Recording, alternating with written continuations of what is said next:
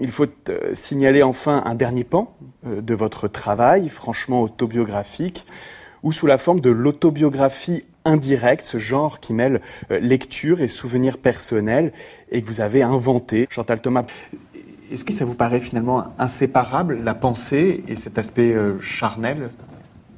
Moi, je pense, oui, parce que que les penseurs soient des êtres vivants, je pense que c'est ça que j'aime sentir. Et c'est pourquoi, quand j'ai lu Nietzsche, j'ai vraiment eu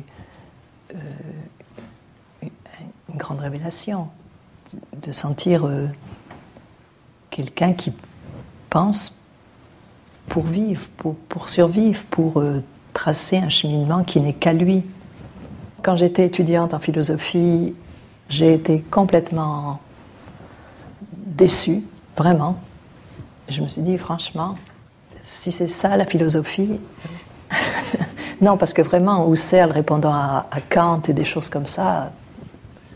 Et je me disais, bon, je vais faire autre chose, je vais voyager.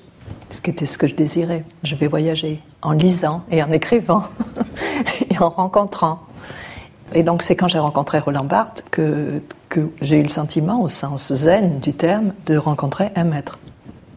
Et il m'a inspiré réellement, profondément, la direction de ce que j'écris, qui est un passage souple et en douceur et en revirement entre l'essai, la réflexion, l'imagination et toute une dimension de fantasme historique qui, ça, n'est pas du tout barthésienne. Mais je pense que Roland Barthes a trouvé, en particulier dans La Chambre claire, un idéal qui n'était qu'à lui, un équilibre qui n'était qu'à lui, qui était quelque chose entre l'essai, la réflexion, l'émotion et le mystère d'une personne. Parce qu'il disait qu'il voulait écrire pour célébrer l'amour des personnes, d'une personne, en fait, c'est sa mère. Et je pense qu'il l'a fait dans La Chambre claire. On pense aussi au fragment d'un discours amoureux, par exemple, et donc à cette écriture fragmentaire. Voilà, qui est extraordinaire, qui n'est qu'à lui. Et est-ce que c'est pas un peu le chemin que vous suivez aussi dans vos autobiographies ? Ah, mais c'est sûr. Et tout à l'heure, je parlais du maître zen. C'est aussi la capacité, tout en livrant ses émotions, de maintenir une distance. C'est un peu cette chose qui est presque contradictoire et déchirante.